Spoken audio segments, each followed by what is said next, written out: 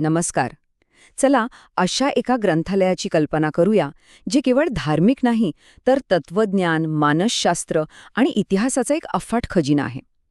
आज आपण बौद्ध साहित्याच्या याच अद्भुत जगात प्रवेश करणार आहोत, जे आपल्याला जीवनाकडे पाहण्याचा एक अगदी नवीन दृष्टिकोन देऊ शकतं.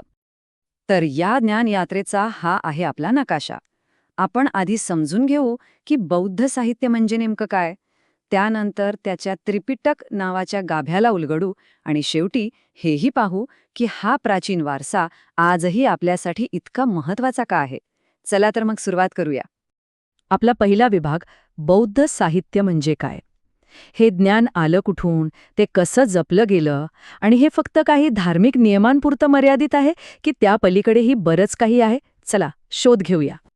बौद्ध साहित्य हे केवळ काही धार्मिक ग्रंथांपुरतं मर्यादित नाहीये. खरं तर तो तत्वज्ञान, नैतिकता आणि मानसशास्त्र यांचा एक सखोल अभ्यास आहे, जो आपल्या जीवनाच्या जवळजवळ प्रत्येक पैलूला स्पर्श करतो. अगदी सोप्या भाषेत सांगायचं झालं तर हे साहित्य मानवी अस्तित्वाचा अभ्यास करतं.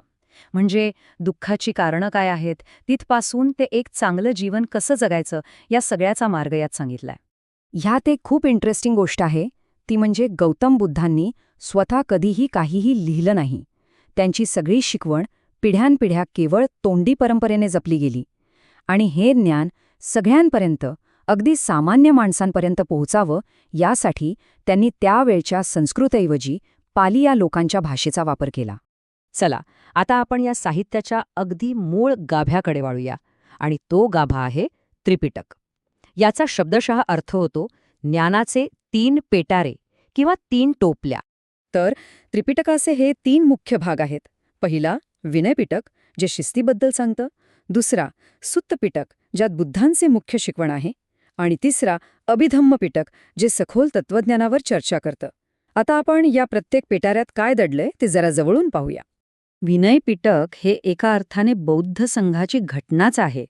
यात भिक्षूंनी कसं वागावं, त्यांचे दैनंदिन नियम काय असावेत आणि काय टाळावं याचे स्पष्ट नियम दिले आहेत. याचा मुख्य उद्देश हाच की संघात शिस्त आणि शुद्धता टिकून राहावी. थोडक्यात काय तर विनयपिटक हे बौद्ध संघासाठी एक रूल्स बुक आहे. एक अशी नियमावली जी संपूर्ण समुदायाला एकत्र आणि शिस्तबद्ध ठेवण्यासाठी तयार केली गेली. सुत्तपिटक हे बौद्ध ज्ञानाचं हृदय मानलं जातं. यात बुद्धांचे उपदेश आणि त्यांचे संवाद आहेत, जे योग्य जीवन जगण्यासाठी मार्गदर्शन करतात. दुःखाचं स्वरूप स्पष्ट करणारे 4 आर्यसत्य आणि त्यातून बाहेर पडण्याचा अष्टांगिक मार्ग, हे सगळं याच पिटकात आपल्याला सापडतं. त्यामुळे जर कोणाला बुद्धांची मूळ शिकवण काय होती हे जाणून घ्यायचं असेल तर सुत्तपिटक हाच त्याचा सर्वात महत्त्वाचा आणि थेट स्रोत आहे. हे तेच ज्ञान आहे जे बुद्धांनी स्वतः लोकांना दिलं होतं. आणि तिसरा पेटारा म्हणजे अभिधम्मपिटक. बघा, जिथे विनयपिटक काय करावं हे सांगतं आणि सुत्तपिटक कसं जगावं हे शिकवतं, तिथे अभिधम्मपिटक का आणि कसं या प्रश्नांची उत्तरं देतं. हे मन, चेतना आणि वास्तव यांचं सखोल विश्लेषण करतं. त्यामुळे जे लोक केवळ नियमांच्या पलीकडे जाऊन जीवनाच्या सखोल सत्याचा शोध घेऊ इच्छितात, त्यांच्यासाठी अभिधम्मपिटक एक अत्यंत महत्त्वाचं मार्गदर्शक ठरतं. पण थांबा, बौद्ध साहित्याचं विश्व फक्त या 3 पेटाळ्यांपुरतं मर्यादित नाहीये. याच्या पलीकडेही कथा, संवाद आणि इतिहासाचा एक समृद्ध ठेवा आहे. हे ज्ञान केवळ सिद्धांतापुरतं नाही, जातक कथांसारख्या बोधकथांमधून ते आपल्याला नैतिकता शिकवतो. मिलिंदपन्नसारख्या ग्रंथात प्रश्नोत्तरांच्या स्वरूपात तत्वज्ञान उलगडतं. तर महावंश आणि ललित विस्तर आपल्याला इतिहास आणि बुद्धांचं चरित्र सांगतात. या ग्रंथांमुळे बौद्ध साहित्य अधिक सोपं आणि रंजक बनतं. जातक कथा तर आजही लहान मुलांना नैतिकतेचे धडे देण्यासाठी वापरल्या जातात, तर महावंसासारखे ग्रंथ आपल्याला इतिहासाची मौल्यवान माहिती देतात. हे उदाहरण बौद्ध तत्वज्ञानाची ताकद दाखवतं. राजा मिलिंद आणि भिक्षू नागसेन यांच्यातला हा प्रसिद्ध संवाद तर्काच्या आधारावर स्पष्ट करतो की जसा रथ हा केवळ भागांचा समूह आहे, त्याचप्रमाणे आत्मा किंवा स्व ही कोणतीही एक कायमस्वरूपी गोष्ट नाही. यातून हेच सिद्ध होतं की बौद्ध विचारसरणीचा पाया अंधश्रद्धेवर नाही तर तर्कावर आहे. बरं. आता आपण ह्या साहित्याच्या चिरस्थायी वारसाबद्दल बोलूया. हजारो वर्षांनंतरही ह्या साहित्याचा तत्वज्ञान, संस्कृती आणि इतिहासावर इतका खोलवर परिणाम का आहे? हे साहित्य 4 महत्वाच्या स्तंभांवर उभं आहे. एक तर ते बौद्ध धर्माचा पाया आहे. दुसरं म्हणजे ते इतिहासाचा एक महत्वाचा स्रोत आहे. तिसरं म्हणजे ते जीवनातल्या अनेक मोठ्या प्रश्नांची उत्तरं देतं.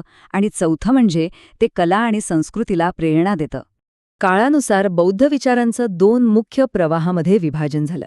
एक आहे हीनयान, जे मूळ शिकवणींवर लक्ष केंद्रित करतं, आणि दुसरं आहे महायान, जे सर्व प्राण्यांच्या कल्याणासाठी करुणेवर अधिक भर देतं. यातून या परंपरेची विविधता दिसून येते. या साहित्याची खरी ताकद त्याच्या वैशिष्ट्यांमध्ये आहे. ते सामान्य माणसाच्या भाषेत बोलतं, तर्काला महत्त्व देतं, नैतिकतेचा पुरस्कार करतं आणि एक संतुलित जीवन जगण्याचा म्हणजे मध्यम मार्ग दाखवतं.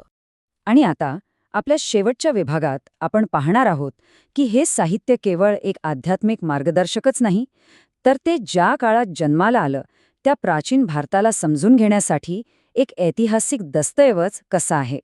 हे ग्रंथ आपल्याला त्या काळातील भारताचं एक स्पष्ट चित्र दाखवतात. राजकीयदृष्ट्या विखुरलेला, सामाजिकदृष्ट्या बदलणारा, आर्थिकदृष्ट्या प्रगती करणारा आणि धार्मिकदृष्ट्या एका नव्या विचारांच्या शोधात असलेला भारत. आणि मला वाटतं हाच या साहित्याचा खरा वारसा आहे. हे केवळ एका धर्माबद्दलचे ग्रंथ नाहीत, तर ते इतिहासाचा एक जिवंत आरसा आहेत.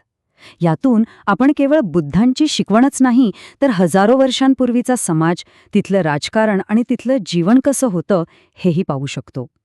हे साहित्य आपल्याला भूतकाळ समजून घेण्यास आणि वर्तमानात अधिक सजगपणे जगण्यास मदत करतं.